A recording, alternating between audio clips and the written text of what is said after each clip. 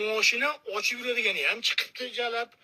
Uladi ham bir xil opashkalar, kineyishkalar, shallaqa ayollarni mashinasi quplanib olaveradi. Hammasi o'sha opaxonni oldiga kelib turib, mashinani ochayotgan payt unda achkisi bilan emchaga qarab oldi. Keyin ket komment opa emchagini ariq ko'rinib qoptimi?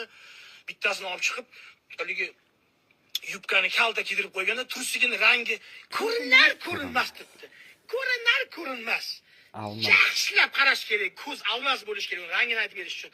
O'shanaqa kiyib chiqasiz, opa, kommentariy ko'proq aktiv bo'ladi deganda, opa ham shuni kiyib chiqqanlar endi. Men qaragan chog'imda bir trendga chiqay deb itarmagan odam qolmadi, endi internetdagi itarsin mana degan. Keyin kommentga kirsang 12 mingta komment jalab. Gif qo'ysang ham buncha komment yo'q bilan. Opani ko'rdinglarmi? Men qizil deb baho berdim rangiga desa, bunisi aytadi, "Yo'q, ko'k-ov" deb qo'yadi. Unisi jala sporlashyapti. Opani turishligini spori ketdi. U jalab mashina quplanib qolgan bilan hech kimning ishi yo'q.